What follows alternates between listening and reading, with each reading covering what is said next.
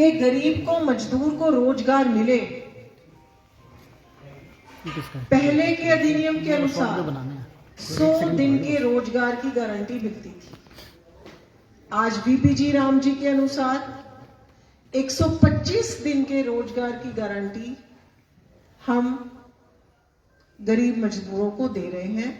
और साथ ही साथ जो एसटी समाज है हमारा वन्य क्षेत्रों में, उनको 125 दिनों के बाद 25 दिन के और रोजगार की गारंटी मिलती है।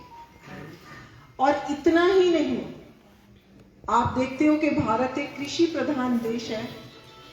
कोई ना कोई फसल राउंड द ईयर हमारे यहाँ कभी बिजाई हो रही होती है, कभी कटाई हो रही होती है, और उस समय मजदूरों का कहीं ना कहीं अभाव पड़ जाता है। तो इस अधिनियम के तहत ये भी प्रावधान किया गया है कि जिस प्रदेश में जिस समय कोई बड़ी जो हमारी खरीफ की या रबी की किसी फसल की बुआई हो रही है या कटाई हो रही है, तो प्रदेश सरकार 60 दिन ऐसे सुनिश्चित करेगी कि उन 60 दिनों में वीपीजी राम जी के तहत जितने भी काम चल रहे होंगे उन कामों को हम रोक देंगे। उन 60 दिनों के लिए किसान भाइयों को मजदूर जो है खेत में काम करने के लिए उपलब्ध होंगे। और वीपीजी राम जी के जो 125 या 150 दिन हैं, वो उसके बाद उन 60 दिनों के अतिरिक्त वो लोग उन 125 दिनों में काम कर पाएंगे। तो ये भी उनकी आय का एक अलग से साधन बनेगा, क्योंकि जब वो अपने वीपीजी राम जी का कोई भी काम चल रहा होता था, उस समय खेत में एक तो किसान को मजदूर नहीं मिलता था, और दूसरी बात अगर कोई प्रोजेक्ट चल रहा होता था काम पे, तो मजदूर चाहकर भी खेत में मजदूरी करने नहीं जा पाता था। तो ये उनकी आय का दूसरा साधन एक उनको उपलब्ध होगा।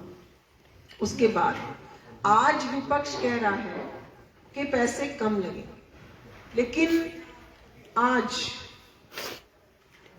12.25 लाख करोड़ आज तक इस योजना के तहत दिए गए हैं, और जिसमें 8.5 लाख करोड़ भारतीय जनता पार्टी की सरकार ने मनरेगा के तहत मजदूरों को पहुंचाए हैं। तो भारतीय जनता पार्टी के ही आने के बाद मेजर जो खर्च है वो भारतीय जनता पार्टी की सरकार ने इस अधिनियम के तहत किए हैं। फिर उसके बाद आप सब देखते होंगे कि मनरेगा के तहत कोई भी काम एक सिस्टम के तहत नहीं होता था। कहीं पर गड्ढा खोद दिया, फिर उसी गड्ढे को भर दिया। कहीं पर कोई जल संरक्षण के लिए काम किया, लेकिन वो आधा अधूरा छोड़ दिया। अब इस अधिनियम के तहत हमने 4 मेजर विषयों पर हम काम करेंगे। चाहे गांव में जल संरक्षण है, चाहे गांव का बुनियादी ढांचा जो है वो मजबूत करना है, चाहे वहां पर जल वायु परिवर्तन के तहत हमने चाहे पेड़ लगाने का काम करना है, चाहे कोई भी और काम करना है। और चौथा जो इसमें जरूरी काम हमने जोड़ा है कि आजीविका मिशन के तहत जो हमारी सेल्फ हेल्प ग्रुप की बहनें हैं, अगर उनको हमने कोई संसाधन उपलब्ध कराने हैं, तो इस योजना के तहत वो सारे काम हमारे मजदूर कर सकते हैं। अब ग्राम पंचायत और ग्राम सभा मिलके तय करेगी कि हमें गांव में कौन से विकास के काम करवाने की जरूरत है।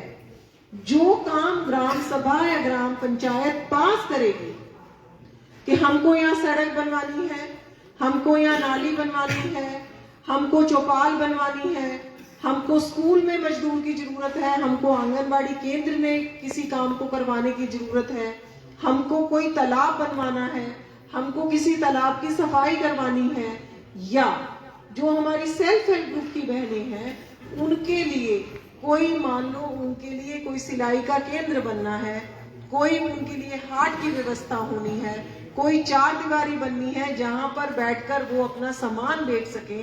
ऐसे सभी काम जिससे ग्राम का विकास हो। गांव में अगर सड़क बनेगी, मजबूती आएगी, तो वहां से संसाधन गांव तक पहुंच आसान होगी। तो हर एक तरीके से हमारा ग्रामीण स्ट्रक्चर, ग्रामीण अर्थव्यवस्था और ग्रामीण स्ट्रक्चर किस तरीके से मजबूत हो, इसके ऊपर फोकस करके अब हमारे बीबीजी राम जी के मजदूर जो भाई हैं वो काम करेंगे। तो इन 4 विषयों पर वो अब काम करने वाले हैं। और जब हमारा गांव मजबूत होगा, जो गांधी जी की सोच थी कि 80% जो भारत है वो हमारा गांव में बसता है, तो जब हमारे गांव मजबूत होंगे तो भारत अपने आप मजबूत होगा।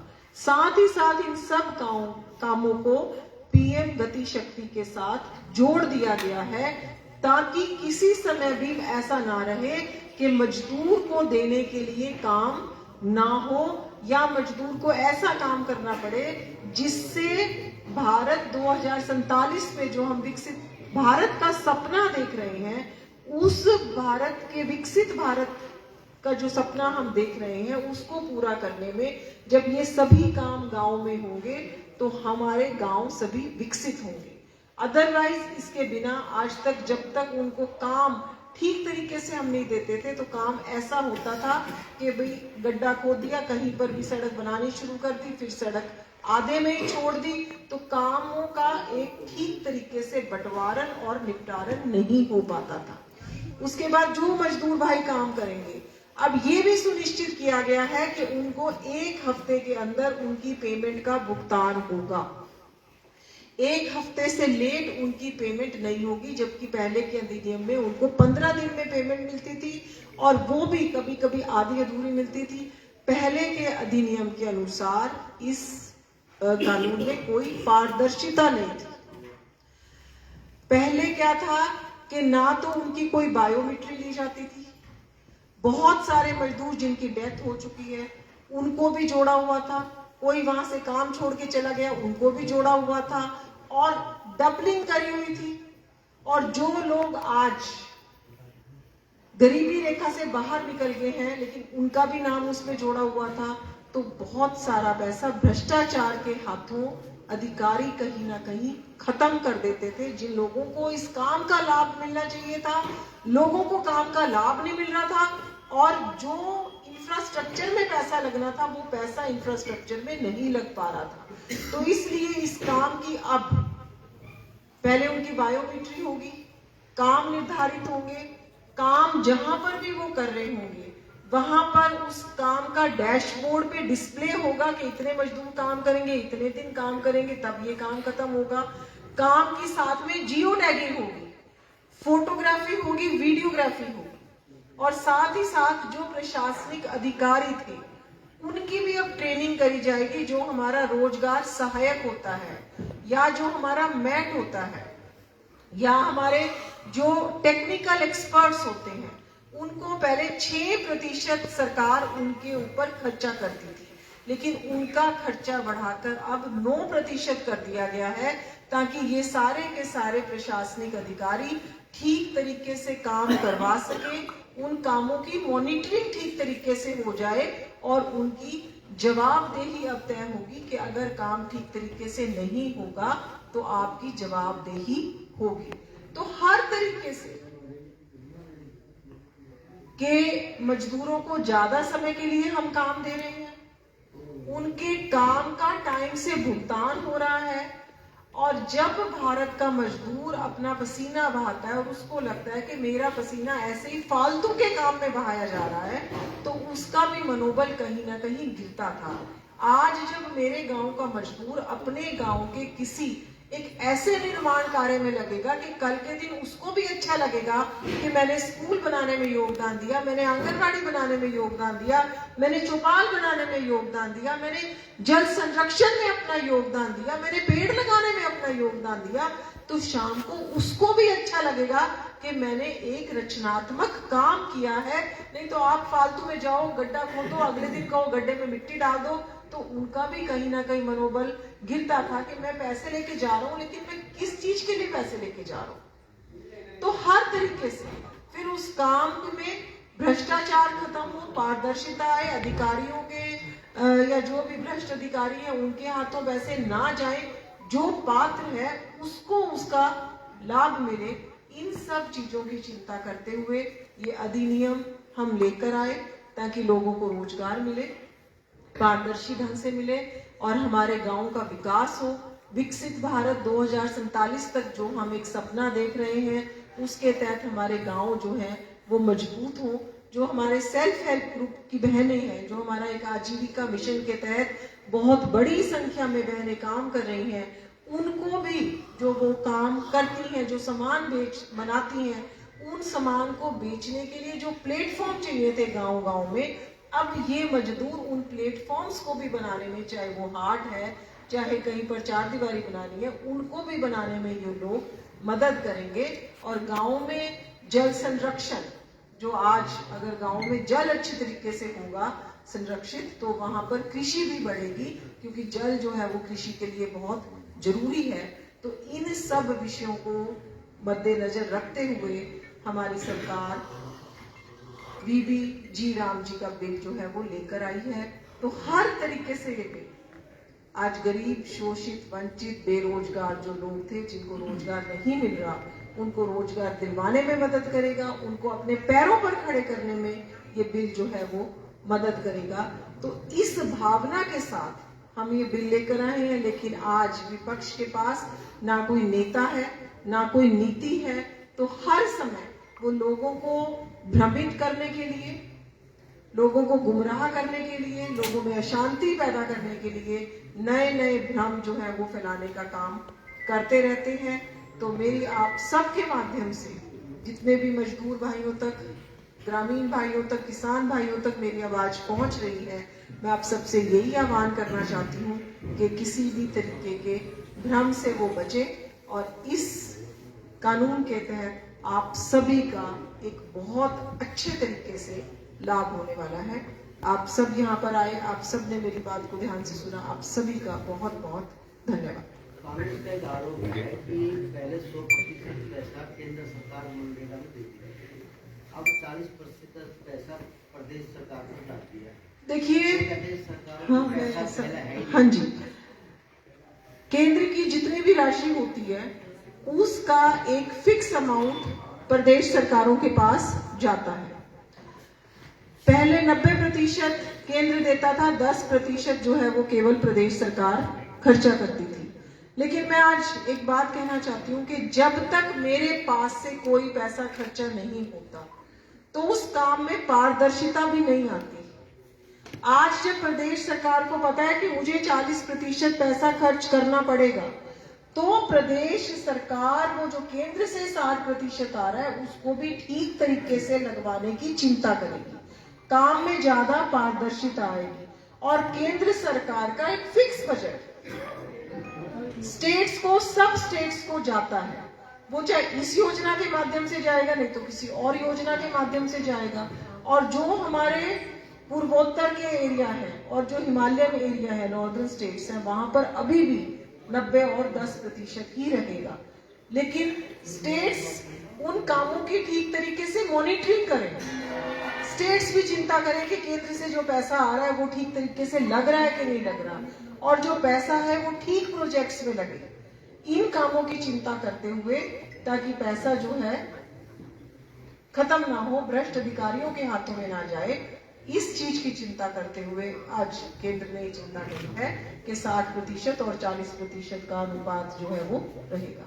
आपने बताया कि भाई अब इस योजना में जो ग्रामीण सरपंच उनका आरोप है कि भाई उनसे छीन लिया गया। नहीं, उनसे कुछ नहीं छीना गया। जो सरपंच और ग्राम सभा में काम निर्धारित होंगे कि हमको ये काम करवाने हैं, अब बीबीजी राम जी के तहत वो सारे काम बीबीजी राम जी के तहत होंगे। जो सरपंच, ग्राम पंचायत और ग्राम सभा निर्धारित करके, उनसे कुछ नहीं छीना गया। बल्कि पहले डेवलपमेंट के काम नहीं हो रहे थे, बहुत सारे आयाम नए बढ़ा दिए हैं। अब वो सड़क बना सकते हैं, अब वो जल संरक्षण के काम में कर सकते हैं, कहीं पर वो दीवारें लगानी है, जैसे अब आजकल हम अमृत सरोवर बना रहे हैं, हर गांव में हम जो तालाब है उनका जीर्णोद्धार कर रहे हैं। उन सभी कामों में अब हमारे ये बीबीजी राम जी के मजदूर जो है वो भाई काम कर पाएंगे। और जब ये सारे इन कामों में लगेंगे तो हर गांव में आप देखेंगे कि किसान भी समृद्ध होंगे, क्योंकि जब जल संरक्षण होता है तो कहीं ना कहीं खेती को हमारे जहां पर भी पानी की कमी होती है तो वो पानी की पूर्ति होती है। सेल्फ हेल्प ग्रुप की बहनों के साथ हमने पहले इसको नहीं जोड़ा हुआ था, अब से आजीविका मिशन में भी इसको जोड़ दिया गया है। तो हर तरीके से काम भी ज्यादा आएंगे, लोगों को ज्यादा रोजगार मिलेगा, और अगर कभी किसी वजह से उसको 125 दिन का पूरा रोजगार नहीं मिल रहा है तो बेरोजगारी तभी मिलेगा। ठीक है, थैंक यू। जी जो योजनाएं चलाई गई थी लेकिन युवा अभी भी बेरोजगार है, तो आप क्या कहेंगे? देखिए, प्रधानमंत्री मोदी जी ने पहली बार भारत में एक ऐसा प्रधानमंत्री आया जिसने ये चिंता करी कि भारत का युवा केवल नौकरी ना मांगे, क्योंकि आप सबको पता है, मुझे भी पता है कि ये भारत जो है पूरे, ये हम सब के लिए बहुत गौरव का विषय है कि पूरे विश्व में अगर कोई युवा देश आज है तो वो भारत है। जब हम युवा देश हैं तो नेचुरली युवाओं की संख्या हमारे देश में, हमारे लिए बहुत गर्व की बात है कि बहुत बड़ी संख्या में युवा है, और हमारे देश का युवा मेहनती है, हमारे देश का युवा इंटेलिजेंट है। लेकिन ये हम सबको पता है कि सरकारी नौकरियां भी एक लिमिटेड संख्या में किसी भी देश में उपलब्ध, देश में या प्रदेश में उपलब्ध हो सकती हैं। पहली बार एक ऐसा प्रधानमंत्री आया जिसने ये चिंता करी कि आप रोजगार मांगने वाले नहीं, आप रोजगार, स्वरोजगार क्रिएट करने वाले और लोगों को रोजगार देने वाले बनो। Skill India, make in India, stand up India, startup India, जितने सारे के सारे आयाम भारतीय जनता पार्टी की, केंद्र की और प्रदेश की सरकार लेकर आई, और साथ ही साथ अगर आज पूरे विश्व में vocal for local, local for vocal, स्वदेशी, आत्मनिर्भर, इस चीज की अगर कोई चिंता कर रहा है तो वो आज हमारी भारतीय जनता पार्टी की केंद्र की सरकार कर रही है। आज हम सबसे बड़े मोबाइल के मैन्युफैक्चरर बन गए हैं, आज हम 65% डिफेंस में एक्सपोर्ट करने वाले बन गए हैं। तो ऐसा देश जो हमेशा दूसरे विदेशों की तरफ टकटकी लगाए देखता था कि वहां से सामान आएगा तो हमारे देश में इस्तेमाल होगा। हमारे देश में पिछले दिनों आपने देखा होगा कि चिप्स की कमी हो गई थी, लिथियम की बैटरीज यहाँ नहीं बनती थी, लेकिन आज मोदी जी के प्रयासों से वो लिथियम की बैटरीज भी यहाँ पर बनना शुरू हो गई है, ताकि हमें किसी देश के ऊपर, दूसरे देश के ऊपर निर्भर ना रहना पड़े। तो ये सारे के सारे जब रोजगार सृजन आज जब भारत में हो रहे हैं तो ये हमारे देश के युवाओं की, उनके प्रयासों से, उनकी जो इंटेलिजेंस है उसकी वजह से ही ये सारे के सारे काम आज हम भारत में कर रहे हैं। आज भारत का युवा आज विदेशों की तरफ नहीं देख रहा, आज भारत का युवा अपने देश में कुछ भी करने का सामर्थ्य रखता है और उनको हर क्षेत्र में सरकार की तरफ से बढ़ावा मिल रहा है। और एक नई शिक्षा नीति, एक बात कौशल के बारे में, आज तक अंग्रेज चले गए लेकिन अंग्रेजी छोड़ गए, वो जो सिस्टम छोड़ के आए, 55 साल तक कांग्रेस ने भारत में राज किया, लेकिन उसने कभी चिंता नहीं करी। हम बीए, बीकॉम, बीएससी बना के लड़कों को छोड़ देते थे और वो ग्रेजुएट्स भी कहीं ना कहीं पीएम तक की नौकरी मांगने के लिए वो खड़े रहते थे कतारों में कि चाहे हमें चपड़ासी रख लो। पहली बार नई शिक्षा नीति आई और आज नई शिक्षा नीति में हम बच्चों को पढ़ाई के साथ साथ हाथ का हुनर दें कि वो बिजली का काम सीखे, कारपेंटरी का काम सीखे, जो भारत की कला और संस्कृति है उसको आगे बढ़ाएं। बच्चे हाथ से काम करने में गौरव महसूस करें, ना कि हम बाबू केवल पैदा करें। और ये नई शिक्षा नीति जब से चालू हुई है तो कौशल के ऊपर जितना काम आज भारत में हो रहा है कि आज हम बाहर पूरे के पूरे विदेश जो है आज भारत के युवाओं को मांग रहे हैं कि हमारे पास संस्कृत के टीचर्स भेजो, आप इस तरीके से कौशल युवा भेजो। आप जल संरक्षण की बात कर रहे थे, तमाम गांवों में सरपंचों ने जो है कंप्लेंट भी की है, दूषित पानी से जो जोहड़ है ओवरफ्लो हो रही है, अभी तक उनकी साफ सफाई भी नहीं हुई है। तो जल संरक्षण की देखिए, ये हमारे बल्कि मेरे पानीपत से ही माननीय कृष्ण लाल पंवार जी अपने ग्रामीण विकास मंत्री हैं, तो पिछले दिनों ही मेरी उनसे चर्चा हो रही थी। तो सारे के सारे गाँव में ये एक सरकार ने बहुत बड़े प्रोजेक्ट के तहत इस काम को लिया हुआ है कि हम कई जगह पर तो जहाँ बहुत बड़े बड़े तालाब हैं तो उनको जो 3 फेजेस में उसको बांट देते हैं कि वहीं पर एसटीपी लग के साफ सुथरा जल लोगों को मिले पीने के लिए। तो अलग अलग फेजेस में ये सारा का सारा काम बहुत तीव्र गति से हमारे माननीय मुख्यमंत्री जी के मार्गदर्शन में बहुत अच्छे तरीके से ये काम चल रहा है। लेकिन काम जो है, कुछ काम फेजेस में हमें करने पड़ते हैं, तो फेजेस में ये काम चल रहे हैं। चारों तरफ जो हमारे तालाब हैं, उनको जहाँ पर कहीं कच्ची पड़ गई है, उन दीवारों को पक्का करने का काम हम कर रहे हैं। तालाब के चारों तरफ बहुत सुंदर पार्क बनाने का काम हम कर रहे हैं। तालाबों के चारों तरफ वृक्षारोपण का हम काम कर रहे हैं कि लोग वहां पर आए, सैर करें, शाम को वहां बैठे। तो अलग अलग स्तर पर ये ग्रामीण विकास का काम बहुत तेजी से हरियाणा में जो है वो चल रहा है।